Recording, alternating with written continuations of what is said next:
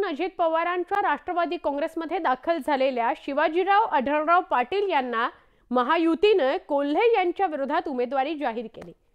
कोल्हे आणि आढळराव दोघांनीही प्रचाराला सुरुवातही केली आहे। आढळरावांनी कोल्हे यांच्या अभिनयाचा उल्लेख करत त्यावर टीका केलेली आहे।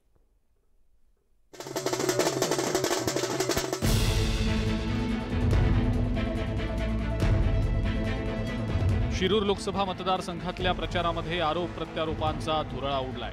या मतदारसंघात विद्यमान खासदार डॉक्टर अमोल कोल्हे विरुद्ध माजी खासदार शिवाजीराव आढळराव पाटील यांच्यात थेट लढत होऊ घातलेली आहे।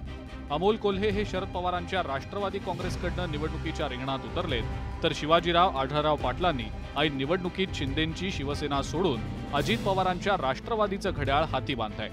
कोल्हेंनी आढळरावांना घेरण्यासाठी प्रचारात पक्षनिष्ठेचा मुद्दा पुढे केलाय। त्याचा प्रतिवाद करताना आढळरावांनी चंदेरी दुनियेचा उल्लेख केला। त्यामुळे आढळराव आणि कोल्हेंमध्ये शाब्दिक कलगीतुरा रंगलाय। त्यांना वाटतं की निष्ठा निष्ठा निष्ठा आणि पवार साहेबांच्या बरोबर आहे। लोक पवार साहेबांच्या नावानं मतं मागणारे असतील तर पवार साहेबांची गोष्ट वेगळी आहे, आपण गोष्ट वेगळी आहे। त्यांच्या नावावर मतं मागण्याचे दिवस गेलेले आहेत। पवार साहेबांच्या जागी आहे आणि आपण कुठंच नाही आहे, एवढं त्यांनी लक्षात ठेवलं पाहिजे।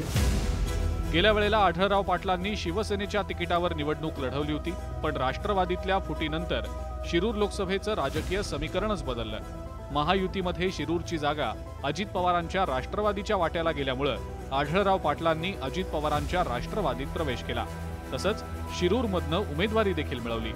आढळरावांनी उमेदवारीसाठी केलेल्या या पक्षांतरावर अमोल कोल्हेंनी खोचक टीका केली आहे। पवारसाहेब महाराष्ट्राच्या स्वाभिमानाचं प्रतीक आहे, महाराष्ट्राच्या स्वाभिमानासाठी लढण्याचं प्रतीक आहे आणि त्यांना जर कोणी अशा पद्धतीने म्हणत असेल की त्यांच्या नावाने मतं ही मागितली जाण्याचे दिवस संपले, तर मला वाटतं की त्यांनी याचा पुनर्विचार करावा आणि त्यांना एवढ्या शुभेच्छा देऊन गेट वेल सूट। शिवाजीराव आढळराव पाटील आणि अमोल कोल्हे यांच्यात शिरूर लोकसभेच्या निमित्तानं दुसऱ्यांदा राजकीय सामना होतोय।